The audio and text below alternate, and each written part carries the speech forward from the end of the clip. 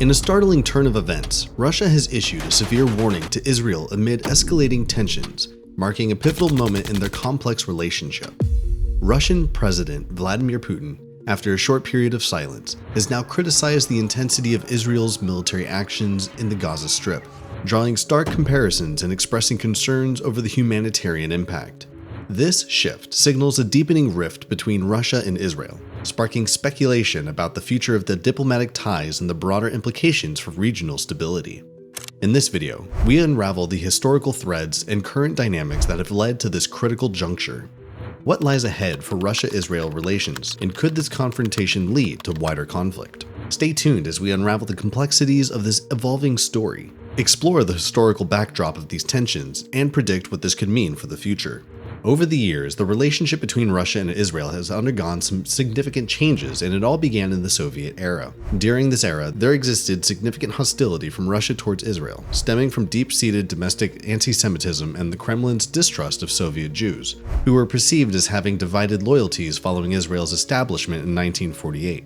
The USSR actively restricted the immigration of Soviet Jews to Israel and cultivated relationships with Arab nations and the Palestinian Liberation Organization (PLO), demonstrating solidarity and anti-Israel sentiments.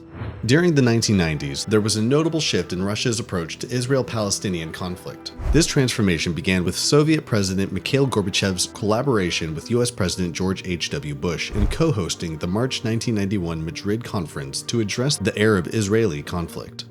Despite this involvement in international peace efforts, tensions persisted in Russia's relationship with Israel during this period. However, significant changes occurred following the collapse of the USSR in the 1990s and early 2000s. With the lifting of restrictions on immigration, there was a surge in Jewish migration from Russia, Belarus, Moldova, Ukraine, the Caucasus, and Central Asia. A substantial number of these migrants resettled in Israel, as well as the United States and Europe. The sustained mass immigration to Israel gradually influenced Moscow's perspective on the Israeli-Palestinian issue. By the time Vladimir Putin assumed power in 2000, Russia had a significant population of over 1 million Israelis with ties to the former Soviet Union. Many of these individuals were predominantly Russian-speaking. Over time, Putin began to view this population as an opportunity for Russia, particularly due to his personal connections to Jewish families he encountered during his upbringing in Leningrad, which later became St. Petersburg. In his semi-autobiography, Putin frequently reminisces about an elderly Jewish couple who played a significant role in his childhood. As his parents were often occupied with work, this couple served as his de facto guardians in their communal apartment. Additionally, Putin fondly recalls his favorite teacher who taught him German, a language he became fascinated with and later studied extensively. Interestingly, this teacher was also Jewish and eventually immigrated to Israel. Putin maintained a close relationship with her, visiting her during official state visits and even providing her with a flat for her retirement. These personal connections likely influenced Putin's perspective on Russia's relationship with Israel and its Jewish population. The personal connections between Putin and Jewish individuals appeared to influence the Russian-Israeli relationship in the early 2000s. Putin often referred to the Russian-speaking Israeli population as our Jews, Nashi Yevrai, viewing them as a key factor in strengthening ties between Israel and Russia. Additionally, he saw this demographic as a potential source of economic investment, particularly in high-technology sectors. Putin began to encourage Israelis and other Jewish emigres from the United States and Europe, including those who had faced persecution as dissidents in the past, to return to Russia, invest in the country, and participate more actively in its development. Putin's efforts to strengthen ties with the Jewish community extended to the establishment of a Museum of Judaism in Moscow, as he positioned himself as the patron of the Jews.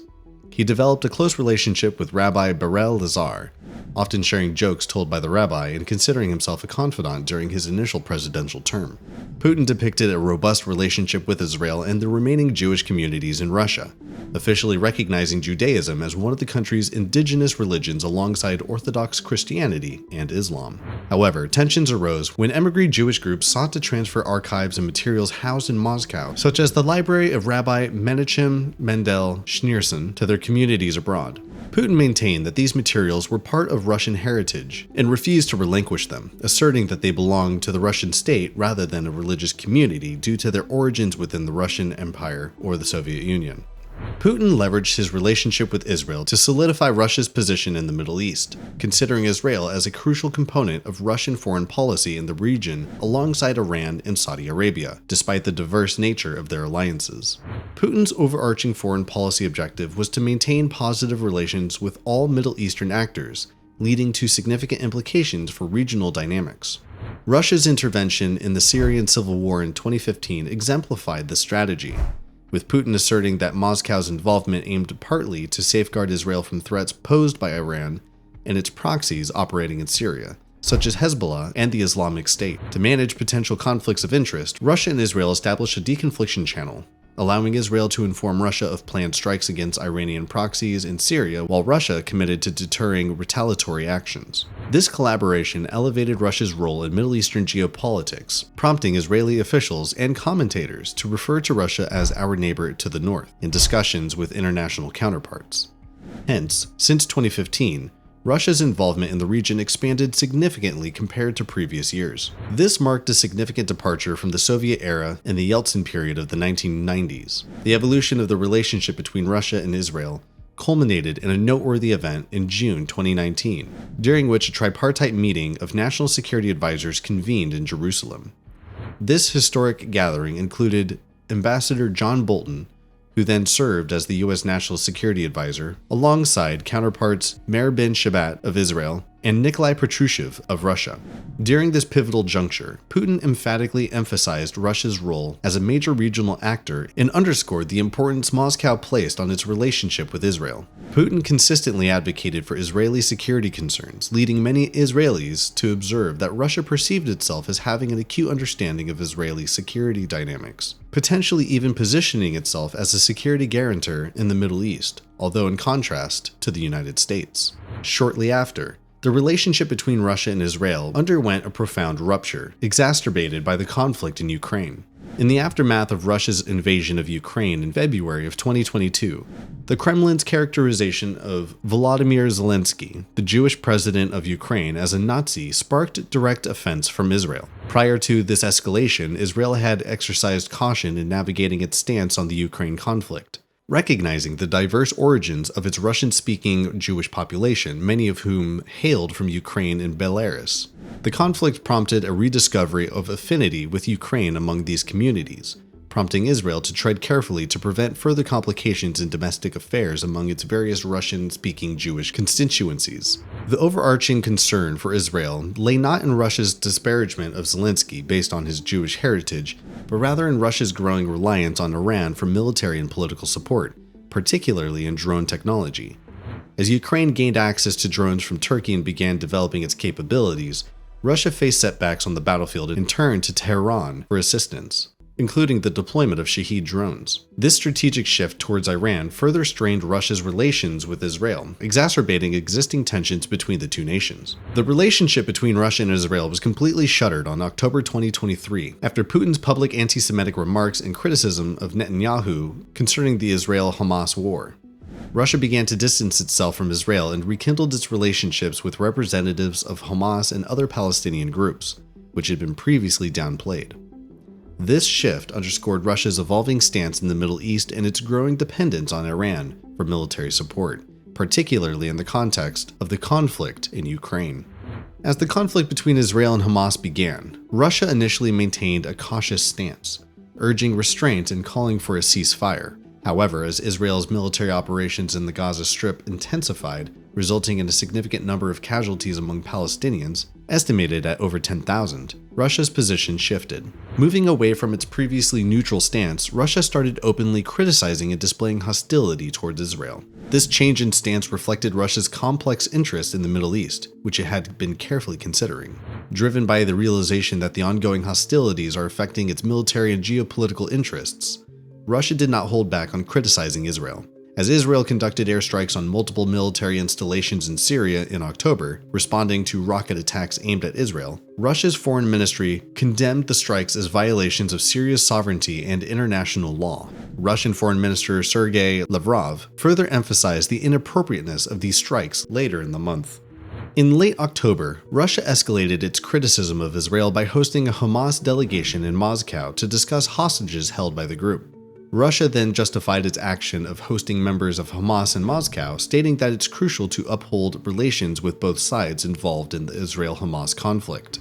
Hamas described the meetings differently, praising Russia's efforts to stop what it termed as the crimes of Israel supported by the West. Following the discussions, Hamas announced its search for 8 hostages in Gaza, as requested by Russia, stating, "Because we look at Russia as our closest friend," said Hamas Politburo member Abu Marzouk on October 28th. Hamas's recent visit to Moscow raises concerns in Israel about Russia's potential shift towards closer ties with the militant group. There are reports suggesting that Palestinian militants may have been using Russian cryptocurrency exchanges to bypass Western sanctions. Additionally, Ukraine's head of defense intelligence has alleged that Russia has supplied arms to Hamas, although evidence supporting this claim has not been provided. However, there is currently no evidence linking Russia to the initiation of Hamas attacks on October 7th, or to the supply of weapons used in those attacks. Russia has also refrained from labeling Hamas's actions on October 7 as terrorism. Instead, Russian officials have urged both parties to cease hostilities and have reiterated their support for the establishment of a Palestinian state. In a United Nations Security Council session, a Russian proposal advocating for a ceasefire and the release of all hostages was rejected due to its failure to denounce Hamas. Adding fuel to the fire, Russian Foreign Minister Sergei Lavrov denounced Israel's airstrikes on Gaza, stating they violated international law and could lead to long-term catastrophic consequences. This sentiment was echoed by Russia's ambassador to the UN, Vasily Nebenzia, on November 2nd, who argued that Israel, as an occupying state, lacked the right to self-defense under international law. Putin also expressed his concern about the humanitarian situation in Gaza during a televised address recently, stating that he deplored the ongoing crisis. He emphasized that the indiscriminate killing of innocent people in Gaza, where hundreds of thousands are affected by bombings without a safe refuge, cannot be justified.